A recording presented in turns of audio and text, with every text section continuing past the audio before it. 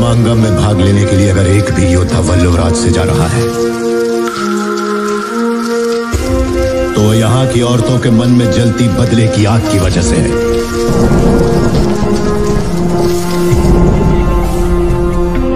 ऐसी ही वीरांगनाओं की कोख से मैंने और तुमने जन्म लिया है।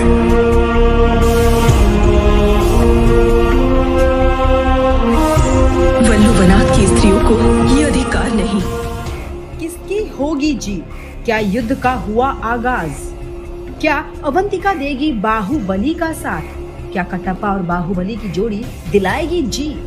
बाहुबली द बिगनिंग और बाहुबली 2 द कंक्लूजन के पावरफुल एक्शन और डायरेक्शन के बाद एसएस राजामौली फिर से एक बार ऑडियंस के बीच में धूम मचाने आ रहे हैं बाहुबली 3 के साथ। इस फिल्म में एक बार फिर प्रभास बाहुबली के किरदार में दिखेंगे तो अनुष्का शेट्टी देवसेना के किरदार में दिखेंगे और तमन्ना वही अवंतिका के किरदार में।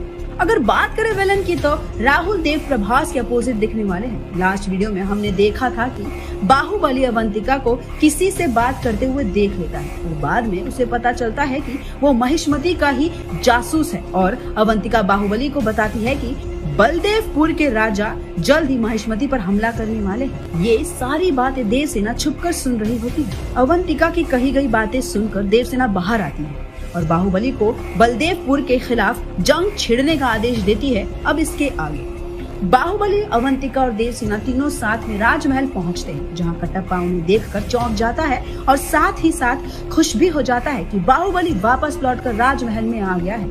लेकिन बाहुबली को गुस्से से महल के अंदर आते देखकर थोड़ा डर जाता है और बाहुबली के पास जाते हुए बोलता है, क्या हुआ, तुम इतने गुस्से में क्यों लग रहे हो?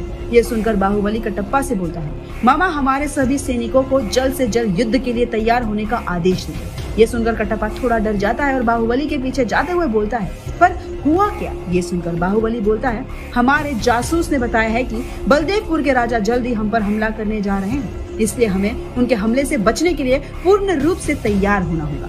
ये सुनकर कटप्पा जाता है और यह ऐलान करता है कि अपने सभी हाथियों, घोड़ों और सभी सैनिकों को युद्ध के लिए तैयार होने को भी बोलता है। वहीं दूसरी तरफ बाहुबली अपनी तैयारियों में लग जाता है।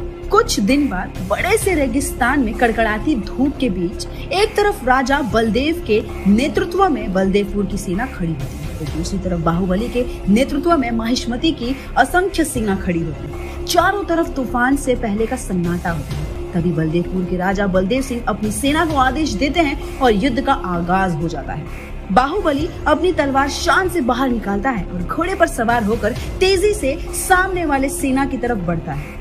एक एक करके वो सभी सैनिकों को मारता है। चारों तरफ चीख पुकार और तलवारों की खनखनाहट सुनाई दे रही होती है। बाहुबली घोड़े पर सवार होकर अपने पराक्रम और युद्ध कौशल का परिचय दे रहा होता है। बाहुबली कुछ सैनिकों से लड़ रहा होता है, तभी पीछे से बलदेव सिंह अपने भारी भरकम गद्दे से बाहुबली पर वार कर देता है, जिससे बाहुबली अपने घोड़े पर से गिर जाता है। लेकिन अगले ही पल बाहुबली अपनी तलवार के साथ खड़ा होता है और बलदेव सिंह पर अपनी तेज तलवार से वार करना शुरू करता है और कुछ ही पल बाद बलदेव सिंह भी जमीन पर गिर जाता है। बलदेव सिंह उठता है और अपने गद्दे से बाहुबली पर जोर का प्रहार करता है, जिससे बाहुबली की तलवार गिर जाती है और उसके कंधे में चोट लग जाती है। तभी बीच में कटप्पा आ जाते हैं और बलदेव सिंह पर वार करना शुरू करते हैं, जिससे बाहुबली को खुद को संभालने का समय मिल जाता है।